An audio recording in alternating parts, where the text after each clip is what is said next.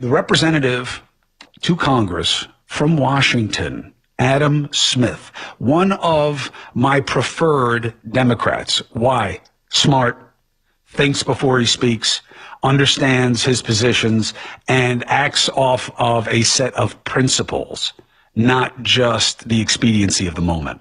Adam Smith, are you with us, sir?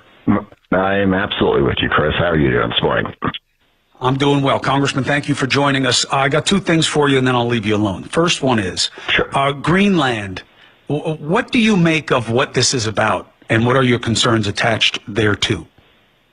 Well, I mean, my biggest concern is primarily what it seems to be. Well, it's about a number of things. I mean, first of all, Greenland is strategically important. That's not untrue. It's also true that, gosh, for over 160 years or so, various leaders of our government have been interested in acquiring it.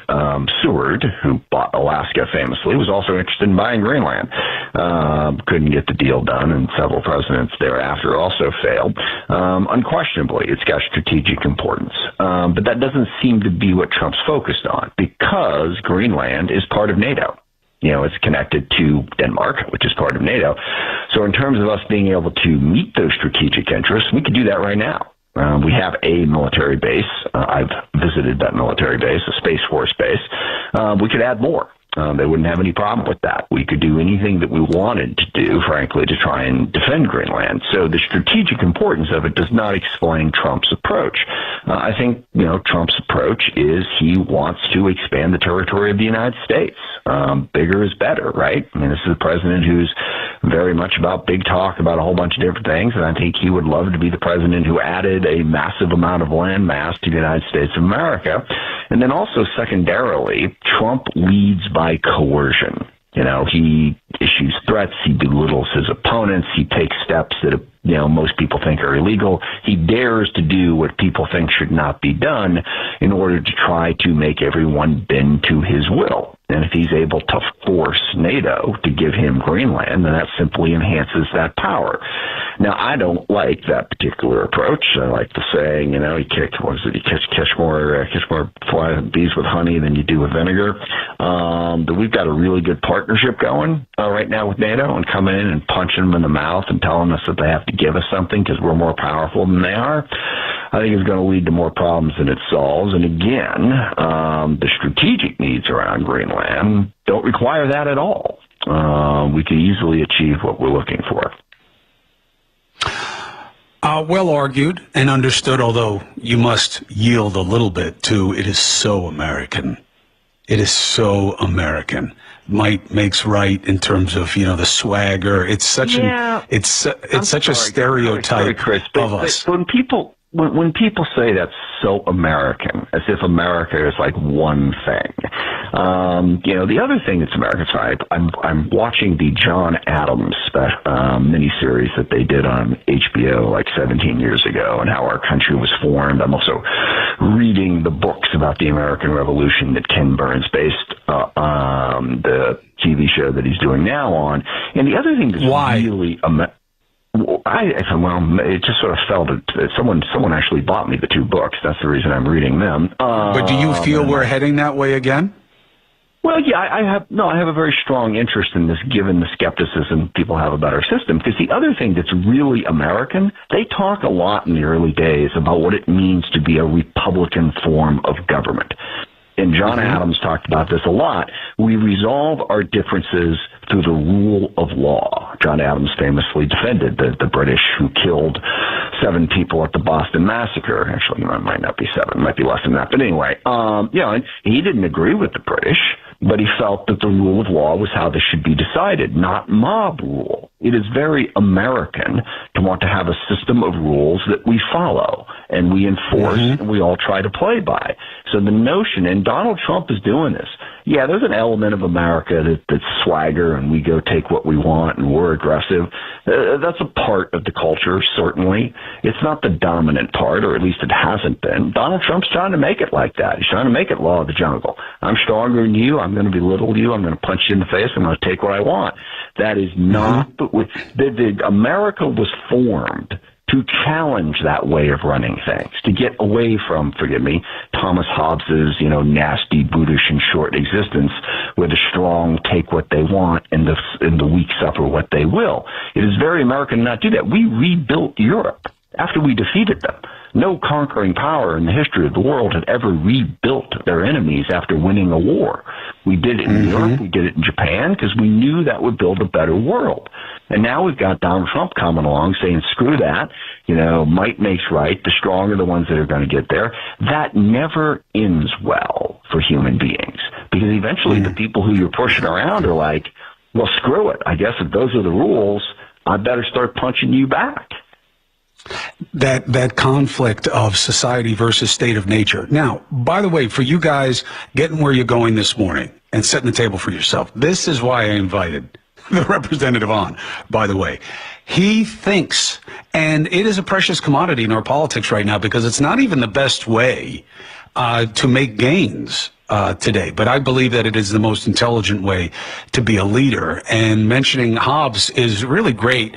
If you just do a thumbnail worth of looking into him, his main work of Leviathan is going to come up, the sea monster, but it was a metaphor for him about the enormity of the balance of human instinct, which is self-interest and self-defense, and how you overcome that as a society, basically surrendering the me to the we and all the conflicts that come along with it. And I think we're still struggling with that in many ways, Representative, which takes me to the second thing I wanted to trouble you with this morning, which is, what do you do about it? There is obvious opportunity for the Democratic Party, if it can remain that and not be taken over by its fringe or its disruptor, Trump-like figure upcoming.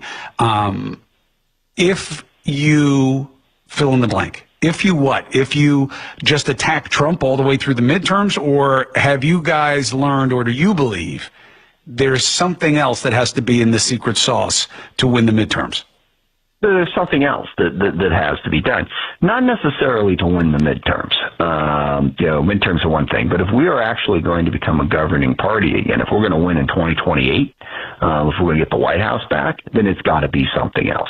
And right now, I don't know. It's a struggle. I represent a very Democratic district.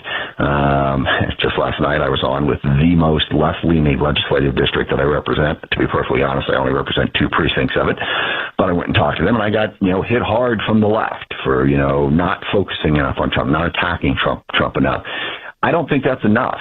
I think the people, when they elected Trump this time, it wasn't because they were enthusiastic about him. Some were, to be sure, but those ones on the margin that made the decision just didn't see a reasonable alternative from the Democrats, and they saw a lot of things that they didn't like.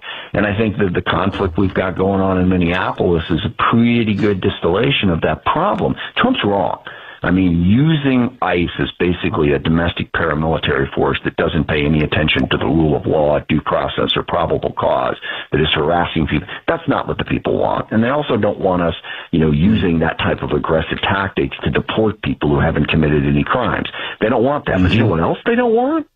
They don't want open borders, asylum for everybody, and no immigration enforcement. Okay? And unfortunately, the first 3 years of the Biden administration came way too close to that for most people. Our more left-leaning base didn't want to hear that. They wanted to have all those things that Biden provided, and it wasn't what the country wanted. So we have a real opportunity to say what Trump's doing is completely wrong. We got a better policy. But it's not going to be enough just to bash on Trump, because people do remember the things that they didn't like about the way we governed either. That is a very cogent analysis. It'll be interesting to see if it can get purchase with all the emotional pulls that will be coming our way. I will end on this. I'll give you an opportunity that I'm sure you'll relish. What bothers you about how I'm doing the job here at News Nation? What would you like more of or less of? Chris, I know this is like, I'm known for my honesty, and I'm going to give one of those political answers, but I'm focused more on what I like about what you're doing. which is you have a balanced approach. And I'm not going to name names, but I go on a lot of shows like this, on News Nation, where you are as well, Newsmax and elsewhere, and there's always this desire, in part because I'm a Democrat. So I'm a Democrat, so they figure they got to come at me hard, and that's just the way they do things. You genuinely try to balance it. And now, as you and I have discussed, I don't always agree with the way you balance it, and I sometimes think you miss the mark. But the effort is incredibly important. All right, because so many people have given up on it, to the point you were making during right before the break about how your approach doesn't necessarily drag in the ratings.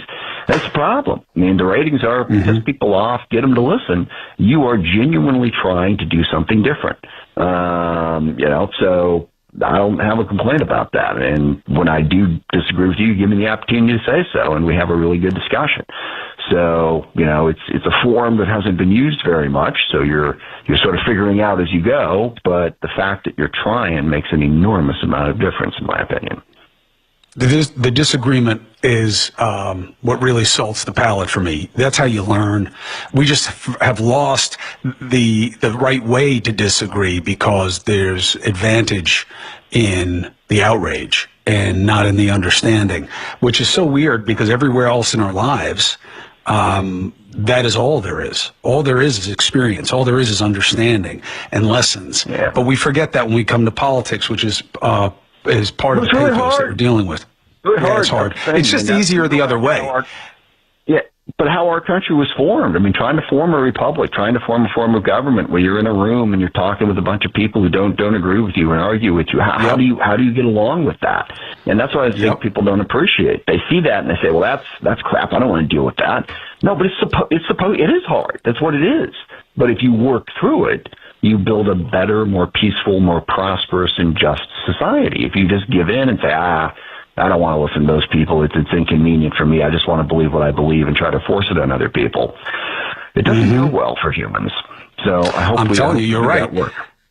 And we've lost one of the benefits they used to have back in the day. I remember reading Theodore Rex about Teddy Roosevelt's ascendance, and there were a lot of great points in it, but one of them was time. They used to lock you guys up for months at a time to debate things, and you got a better chance of getting something done when you got nowhere else to go. Adam, I'll let you get going, though. I know you got a lot to do. Adam Smith, member of Congress from Washington, a Democrat to watch, a Democrat to listen to. Thank you for being part of the mix. Appreciate you. Thanks, Chris. Appreciate the chance.